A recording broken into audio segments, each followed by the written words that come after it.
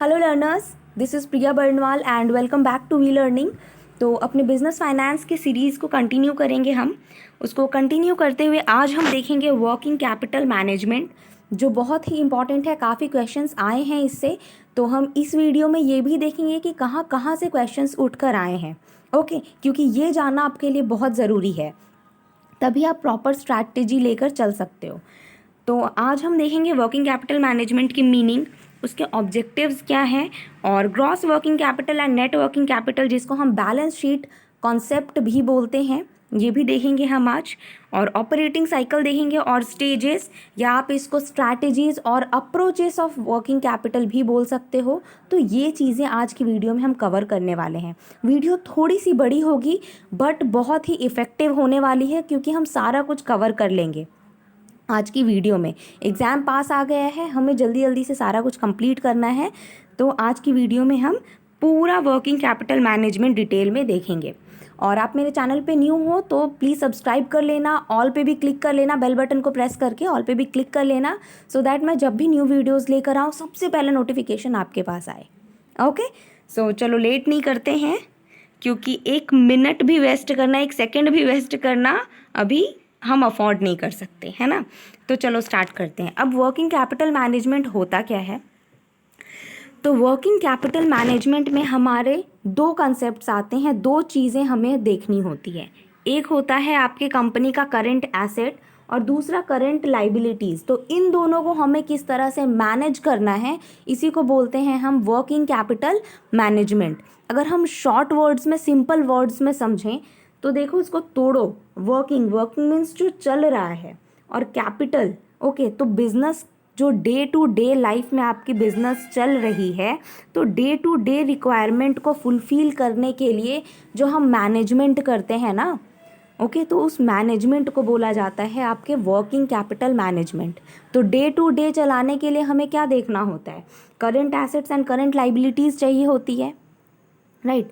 अब एसेट तो आपके दो टाइप के होते हैं, एक फिक्स्ड एसेट्स और दूसरे होते हैं आपके करंट एसेट्स। तो वर्किंग कैपिटल मैनेजमेंट, इसमें हमें करंट एसेट्स को देखना है, क्योंकि फिक्स्ड आपका लॉन्ग टर्म के लिए होता है ना, लॉन्ग टाइम के लिए आपका फिक्स्ड एसेट होता है, करंट आपका डे टू डे के लिए होता है। तो इसके साथ हम डील करते हैं वर्किंग कैपिटल मैनेजमेंट में। अब वो करंट एसेट्स में कौन सी चीज़ें आती हैं? तो करंट एसेट्स मीन्स वो सारे एसेट्स जिसको आप विद इन 1 ईयर, 1 साल के अंदर अंदर आप कैश में कन्वर्ट कर सकते हो। ओके, नाउ अब उसमें कौन कौन सी चीज़ें आएंगी? तो debtors, stock, prepaid expenses. Prepaid expenses मतलब क्या? जो आपने पहले से पे कर रखे हैं, एडवांस वाली चीज़ें, एडवांस पेमेंट, ओके, वो आएंगी। तो ये चीज़ें आती हैं आपकी करंट एसेट्स में। नाउ करंट लाइबिलिटीज़ मतलब जो आपने उधार करा है, ओके, उसको बोलते हैं हम करंट लाइबिलिटीज़। अब उसमें कौन सी चीज़ें आती हैं? तो क्रेडिट परचेज करा है वेंडर्स से, या क्रेडिटर्स भी बोलते हैं वेंडर्स को, या फिर आपके आउटस्टैंडिंग एक्सपेंसेस जो हो रखे हैं, तो उनको बोलते हैं हम करंट लाइबिलिटीज़। ओके, तो चलो आगे देखते हैं। अब ऑब्जेक्टिव्स क्या है, क्यों करते हैं हम वर्किंग कैपिटल मैनेजमेंट की ज़रूरत ही क्यों पड़ती है? तो पहला है आपका स्मूथ ऑपरेटिंग साइकिल। ओके, अब ऑपरेटिंग साइकिल क्या होता है ये हम डिटेल में देखेंगे, फिलहाल आप इतना समझो। ऑपरेटिंग साइकिल मीन्स जब आपने इन्वेस्ट किया, कैश इन्वेस्ट किया अपने बिजनेस में, वहाँ से ले करके आपको रिटर्न मिलने तक का जो प्रोसेस होता है ना, मतलब बीच में आप सामान बनाते हो, रॉ मटेरियल्स लेते हो, फिर उसको बेचते हो, बनाते हो, फिर उसको बेचते हो, तो ये पूरा प्रोसेस ले करके जब आपको फिर रिटर्न मिलता है, इन्वेस्टमेंट करने से ले करके इन्वेस्टमेंट के रिटर्न तक का जो साइकिल होता है, उसको बोलते हैं हम ऑपरेटिंग साइकिल। ओके, तो ये स्मूथली चल सके इसके लिए हम करते हैं वर्किंग कैपिटल मैनेजमेंट। ओके, ये डे टू डे का अपना प्रोसेस अच्छे से हो सके इसके लिए। नाउ दूसरा है आपका, it minimise rate of interest और कॉस्ट ऑफ कैपिटल। ये कॉस्ट ऑफ कैपिटल को मिनिमाइज करता है, कम करता है। ओके, अब ये कैसे करता है? तो जब अगर आपकी बिज़नेस अच्छे से चल रही है, आप अच्छे से आपने बिज़नेस को मैनेज कर रखा है, वर्किंग कैपिटल अच्छे से मैनेज है, तो आप रेगुलर पेमेंट कर रहे हो अपने क्रेडिटर्स को, है ना, आपने जो उधार लिया है फिर आप उनको रेगुलरली पेमेंट कर रहे हो। अब आप रेगुलरली जब पेमेंट कर रहे होते हो तो उनको भी पता है ना कि आप अच्छे से कर रहे हो, अच्छा बिजनेसमैन है, अच्छे से ये फॉर्म चल रही है, तो वो इंटरेस्ट, रेट ऑफ इंटरेस्ट कम लेते हैं आपसे कि चलो भैया हमेशा तो पैसे मिल रहे हैं, कम भी ले तो थोड़ा रेट कम भी रखे तो क्या हो गया, पैसे तो हमेशा देता है ये फॉर्म। ये करके फिर इंटरेस्ट रेट कम कर देते हैं ये, और कॉस्ट ऑफ कैपिटल बोल सकते हो आप, वो भी आपकी कम हो जाती है। तो इसलिए भी आपको वर्किंग कैपिटल मैनेजमेंट ज़रूरी है। नाउ थर्ड पॉइंट क्या है, it for optimum return on current asset investment. Current asset investment मतलब करंट एसेट पे जो आपने इन्वेस्टमेंट करा है उस पे प्रॉपर आपको रिटर्न मिल सके, उसके लिए भी हमें वर्किंग कैपिटल मैनेजमेंट ज़रूरी है। क्यों? क्योंकि आपके हाथ में कैश रहेगा तभी तो आप अच्छे से इन्वेस्टमेंट करोगे, है ना, करंट एसेट पे। तो इसके लिए भी ज़रूरी है ना। फोर्थ पॉइंट क्या है, लोएस्ट वर्किंग कैपिटल। अब अगर आप अच्छे से मैनेज करते हो बिजनेस को, अच्छे से आपकी वर्किंग कैपिटल मैनेजमेंट हो रही है, तो लोएस्ट वर्किंग कैपिटल लगता है आपको, कम से कम वर्किंग कैपिटल में भी आपका काम चल जाता है। लेकिन वही अगर आप अच्छे से नहीं मैनेज करते ना तो आपको ज़्यादा पे करना पड़ेगा, ज़्यादा वर्किंग कैपिटल देना होगा।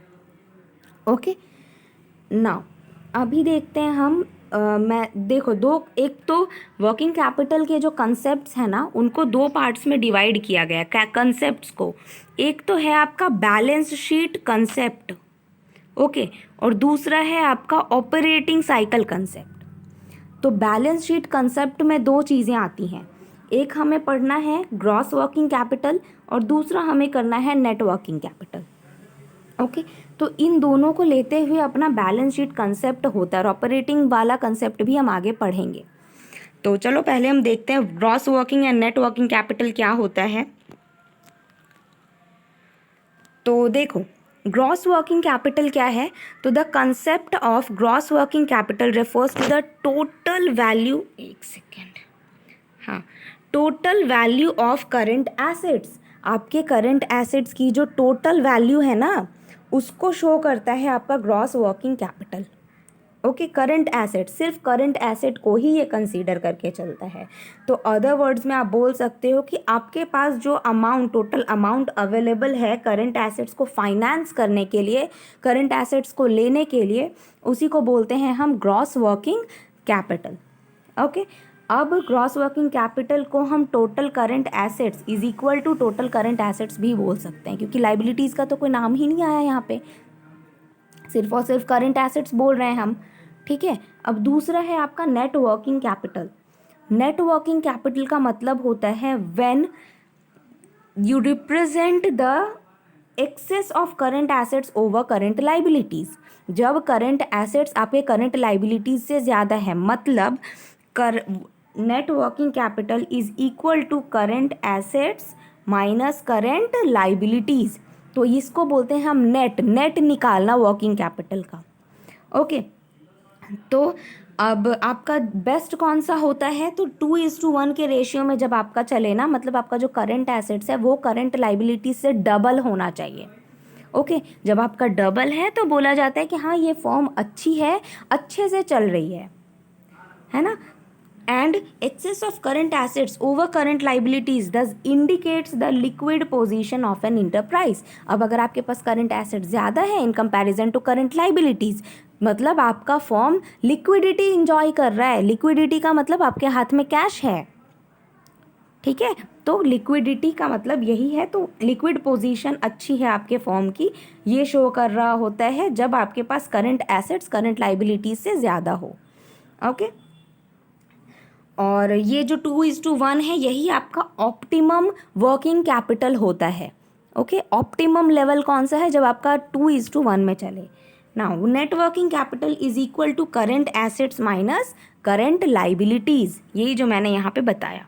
ओके, ना अभी देखो, अभी क्वेश्चन ऐसा आता है ना कि क्या ग्रॉस वर्किंग कैपिटल आपका सिर्फ फ्लक्चुएटिंग ही होता है, मतलब नाम से क्या पता चल रहा है, वर्किंग है, हमेशा चाहिए तो शायद फ्लक्चुएट करता हो, और तो ये हमेशा फ्लक्चुएटिंग नहीं होता। ओके, परमानेंट भी होता है और फ्लक्चुएटिंग भी होता है, और पॉइंट ये है कि किस कंपनी के लिए कैसा होता है।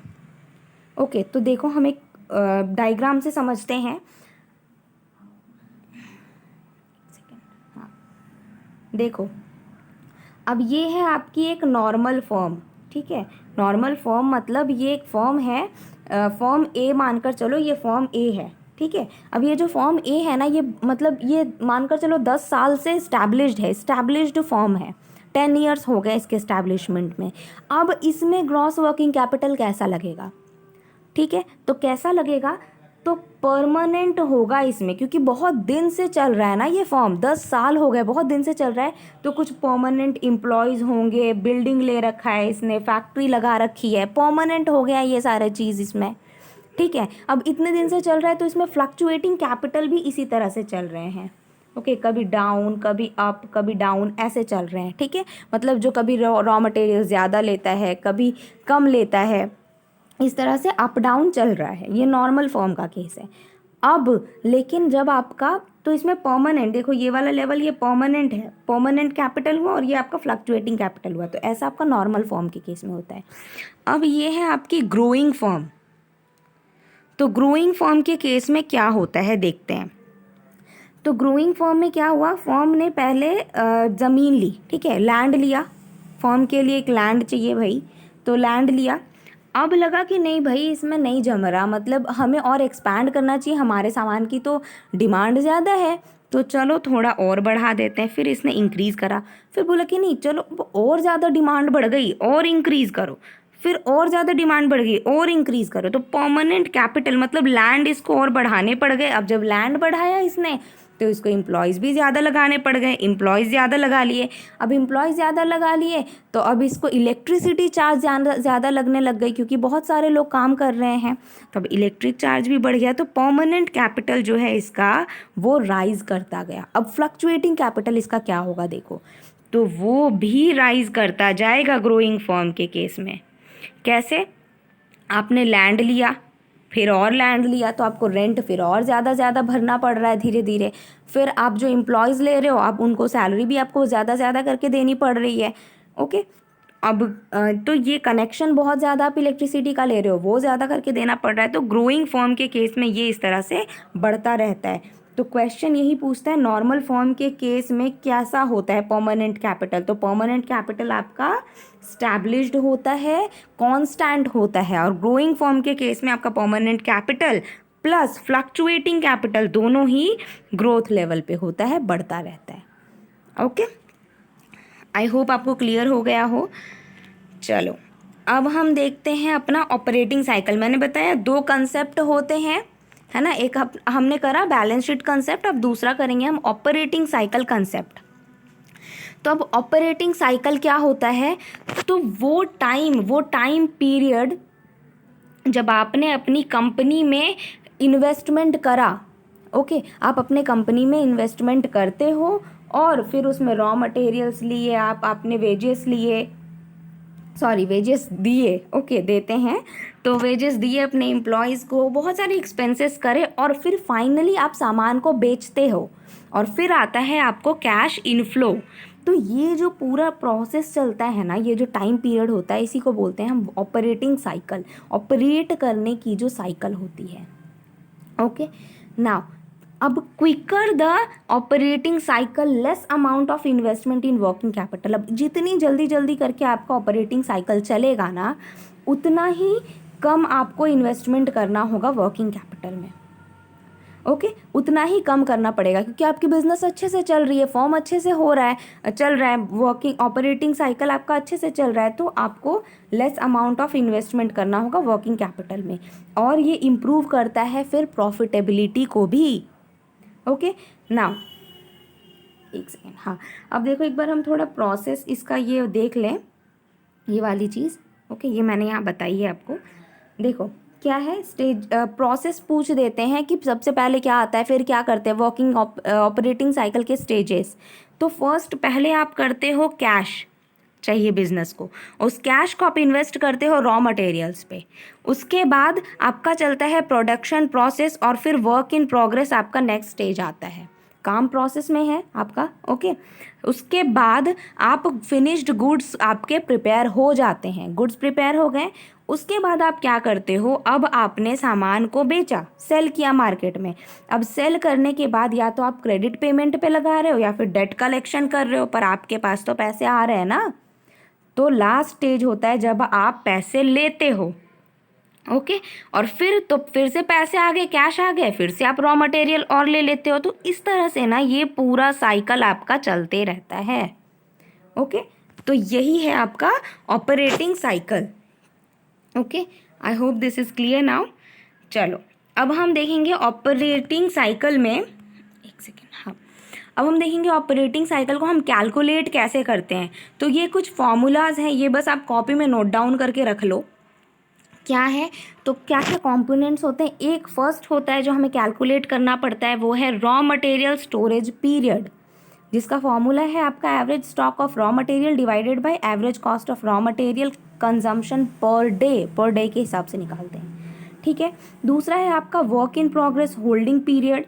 हमने क्या करा, रॉ मटेरियल लेने के बाद हम वर्क इन प्रोग्रेस करते हैं ना, हमारा नेक्स्ट स्टेज होता है। तो वर्क इन प्रोग्रेस हुआ आपका, उसके बाद ये है आपका फॉर्मूला। फिर आपके पास आता है फिनिश्ड गुड्स, तो फिनिश्ड गुड्स स्टोरेज पीरियड वो आप फाइंड आउट करते हो, ये रहा उसका फॉर्मूला।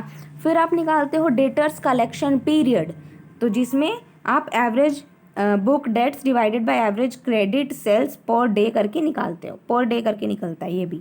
ठीक है, फिर आप एंड में निकालते हो क्रेडिट पीरियड अवेल्ड। ओके, ये आपका एंड में निकलता है। तो देखा जाए तो ऑपरेटिंग साइकिल में हमें कौन सी चीज़ें चाहिए, तो ऑपरेटिंग साइकिल में होगा हमारा, ऑपरेटिंग साइकिल का फॉर्मूला देखो तो R plus W plus F plus D plus C, है ना। R plus W plus F plus D plus C, ये आपका फॉर्मूला हो गया वो ऑपरेटिंग साइकिल का। ओके, तो चलो, वैसे ये अपना अकाउंट्स का पार्ट है, ये फार्मूला वगैरह वो आप उसमें भी पढ़ोगे ही, बट फिलहाल हमें ये समझना ज़रूरी था तो मैं लेकर के आ गई। ओके, चलो अभी हम देखेंगे स्टेजेस, जो बहुत इंपॉर्टेंट है, इससे काफ़ी क्वेश्चंस उठ कर आए हैं। ठीक है, तो देखो जो स्टेजेस होते हैं ना वर्किंग कैपिटल मैनेजमेंट के, तो इसको हम स्ट्रैटेजीज या अप्रोचेस भी बोलते हैं। तो 3 स्ट्रैटेजीज या 3 स्टेजेस, 3 अप्रोचेस होते हैं वर्किंग कैपिटल मैनेजमेंट के। ओके, या फिर मेथड्स भी बोलते हो आप इसको, वर्किंग कैपिटल को फाइनेंस करने के मेथड्स। ओके, तो कौन कौन से हैं, मैच्योरिटी मैचिंग, जिसको हम हेजिंग अप्रोच भी बोलते हैं। क्या बोलते हैं, हेजिंग अप्रोच। दूसरा है आपका कंजर्वेटिव, एंड थर्ड है आपका अग्रेसिव अप्रोच। ओके, तो अब देखो अग्रेसिव अप्रोच क्या होता है, नाम से पता चल रहा है, थोड़ा गुस्सैला टाइप का, मतलब एकदम एक बार में तड़कता भड़कता हुआ वैसा। ठीक है, तो अग्रेसिव अप्रोच में क्या होता है, ये high risk strategy of working capital financing है। वर्किंग कैपिटल को फाइनेंस करने का ये सबसे रिस्की वाला अप्रोच है। मतलब जो फर्म को जो ऑपरेट कर रहा है ना, वो पूरा रिस्क लेने वाला बंदा है, पूरा रिस्क लेकर चलता है। वो रिस्क कैसे लेता है, देखो, वो शॉर्ट टर्म फाइनेंस से ही परमानेंट कैपिटल और टेम्पररी वर्किंग कैपिटल दोनों को ही शॉर्ट टर्म फाइनेंस से ही फाइनेंस कर दे रहा है। ठीक है, ये आपको टेम्पररी और टेम्पररी, एक सेकेंड रुको, ये आपका टेम्पररी वर्किंग कैपिटल और परमानेंट वर्किंग कैपिटल दोनों को फाइनेंस करने के लिए क्या कर रहा है, ये आपका शॉर्ट टर्म फाइनेंस ही यूज़ कर दे रहा है। तो ऐसे केसेस में क्या होता है, ऐसे केसेस में आपका नेट वर्किंग कैपिटल ज़ीरो हो जाता है। अब ये तो कुछ समझ नहीं आया कैसे हो गया, तो देखो हम समझते हैं अभी।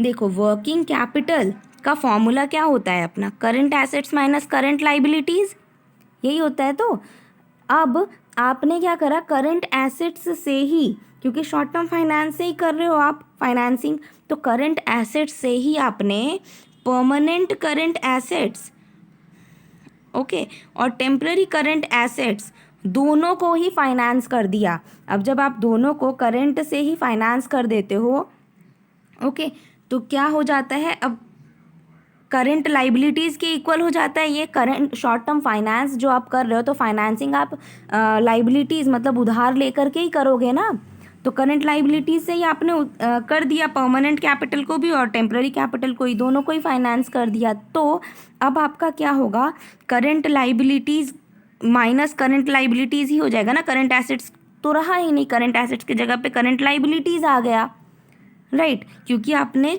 दोनों को ही करंट लाइबिलिटीज से ही फाइनेंस कर दिया। तो नाउ अब आपका current liabilities minus current liabilities करते हो तो आपको आंसर आएगा 0, है ना। तो इस तरह से आपका नेट वर्किंग कैपिटल निकलता है 0 और current assets is equal to current liabilities हो जाता है, क्योंकि आपने शॉर्ट टर्म से ही फाइनेंस करा है दोनों को ही, है ना। चलो अब हम नेक्स्ट अप्रोच देखते हैं। तो नेक्स्ट अप्रोच क्या है आपका, कंजर्वेटिव अप्रोच। अब कंजर्वेटिव मतलब बच बच के चलना। ये जो अप्रोच है, ये जो फॉर्म है ना, ये बच बच के चलती है। क्या करती है ये फॉर्म, ये रिस्क फ्री स्ट्रैटेजी अपनाती है। कैसे, it maintains a higher level of current assets and therefore higher working capital also. ये क्या करती है, ये हाई लेवल के current assets, higher level of current assets apply करती है, मेंटेन करके रखती है। ओके, तो करंट एसेट्स पे ज़्यादा ध्यान देती है। अब इसमें होता क्या है, जो आपका फिक्स्ड एसेट्स है या परमानेंट करंट वर्किंग कैपिटल है या टेम्पररी वर्किंग कैपिटल है, सबको लॉन्ग टर्म फाइनेंसिंग से ही फाइनेंस कर दे रही है। बच बच के चल रही है, तो चलो भैया ऐसा लगाते हैं ना पैसा कि लंबे समय तक चलेगा। ऐसा सोचकर क्या किया इस फॉर्म ने, लॉन्ग टर्म फाइनेंसिंग कर दिया। ठीक है, अब लॉन्ग टर्म फाइनेंसिंग करने के बाद हुआ क्या आपका, तो वर्किंग कैपिटल आपका net working capital gross working capital के ही इक्वल हो गया, क्योंकि आपने करंट एसेट से ही तो कर दिया पूरा का पूरा, फिर करंट लाइबिलिटीज़ तो रहा ही नहीं। अब ये कैसे हुआ देखो, तो working capital is equal to आपका current assets minus current liabilities होता है, हमने करा है ना। अब करंट एसेट्स में यहाँ आपके पास क्या आ गया, तो आपके पास परमानेंट करंट एसेट्स और वो टेम्पररी करंट एसेट्स, ये दोनों हो गए आपके करंट एसेट्स में। लेकिन करंट लाइबिलिटीज़ में क्या होगा, तो आपने लॉन्ग टर्म फाइनेंसिंग करी है ना, तो जब लॉन्ग टर्म फाइनेंसिंग करोगे तो करंट लाइबिलिटीज़ रहेगा क्या, नहीं रहेगा, है ना। लॉन्ग टर्म करा है तो करंट लाइबिलिटीज़ है ही नहीं, तो फिर ये मेरा करंट एसेट ही हो गया। तो अब permanent plus temporary current assets is equal to current assets होता है, तो current assets minus current assets करो तो फिर आपको आ जाएगा 0, है ना। तो इसलिए नेट वर्किंग कैपिटल जो होता है इसका, ये ग्रॉस वर्किंग कैपिटल के इक्वल हो जाता है, क्योंकि करंट एसेट्स ही भरे पड़े हैं, फिर पूरे में करंट एसेट्स हो गया है ना। और तो is equal to total current assets और कोई करंट लाइबिलिटीज़ नहीं बचता इसके पास। क्लियर, चलो आगे बढ़ते हैं। अभी ये है अपना, एक सेकेंड, हाँ देखो, मैच्योरिटी मैचिंग या हेजिंग अप्रोच भी बोलते हैं इसको। अब हेजिंग नाम से ही पता चल रहा है ना, आगे का जो हमने पढ़ा दोनों में एक तो शॉर्ट टर्म फाइनेंसिंग और एक लॉन्ग टर्म फाइनेंसिंग हो रही थी, लेकिन हेजिंग का मतलब होता है जो बैलेंस करके चलता है ना। तो अब हेजिंग अप्रोच में क्या हो रहा है, ये वो स्ट्रैटेजी है वर्किंग कैपिटल फाइनेंसिंग की जहाँ पे हम शॉर्ट टर्म रिक्वायरमेंट्स को शॉर्ट टर्म डेट से फाइनेंस करते हैं और लॉन्ग टर्म रिक्वायरमेंट्स को लॉन्ग टर्म डेट से फाइनेंस करते हैं। मतलब जैसा करना चाहिए वैसे ही करते हैं भाई, ज़्यादा तेज नहीं बनेंगे और ज़्यादा स्लो होके भी नहीं चलेंगे, है ना। तो शॉर्ट टर्म को शॉर्ट टर्म से करेंगे और लॉन्ग टर्म को लॉन्ग टर्म डेट से करेंगे। Now the underlying principle is that each asset should be financed with a financial instrument having almost the same maturity होना चाहिए उनका।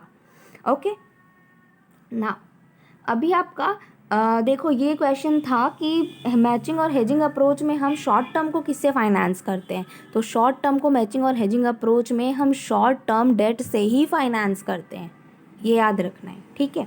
अभी आपका नेट वर्किंग कैपिटल का फॉर्मूला क्या है, तो उसका फॉर्मूला है आपका current assets minus current liabilities, क्योंकि ये वही निकलेगा, लॉन्ग टर्म से लॉन्ग टर्म और शॉर्ट टर्म से शॉर्ट टर्म हुआ है, तो current assets minus current liabilities आ गया। एंड तो हुआ कि आपका permanent current assets plus temporary current assets minus current liabilities is equal to permanent current assets as temporary current assets is equal to current liabilities. उसी चीज़ को फिर घुमाकर यहाँ पे लिखा हुआ और कुछ एक्स्ट्रा नहीं है। तो ये जो तरीका है मैचिंग और हेजिंग अप्रोच, इसको हम ऑप्टिमम अप्रोच भी बोलते हैं, बेस्ट अप्रोच होता है ये। ओके, क्योंकि आप जिससे फाइनेंस करना चाहिए उसी से कर रहे हो, तो ये बेस्ट अप्रोच है। नाउ अभी देखो एक ओवरव्यू ले लेते हैं जो हमने पढ़ा ना, ओवरव्यू नहीं, रिवाइज कर लेते हैं जो हमने पढ़ा उसी को। क्या है, कंजर्वेटिव में आपका लिक्विडिटी किस में ज़्यादा होता है, तो लिक्विडिटी आपका कंजर्वेटिव अप्रोच में ज़्यादा होता है। क्यों? क्योंकि कंजर्वेटिव अप्रोच में हमने देखा ना, हम लॉन्ग टर्म फाइनेंसिंग कर रहे होते हैं, है ना, तो हमारे पास लिक्विडिटी ज़्यादा है। और अग्रेसिव में आप शॉर्ट टर्म फाइनेंसिंग कर रहे होते हो तो आपके पास लिक्विडिटी कम है, लो हो गया। अब आपके पास प्रॉफिटेबिलिटी, तो प्रॉफिटेबिलिटी आपका अग्रेसिव अप्रोच में ज़्यादा होता है और in comparison to conservative approach, conservative के कंपैरिजन में आपका अग्रेसिव में ज़्यादा होता है। और हेजिंग में तो सारा ही बैलेंस्ड चलेगा।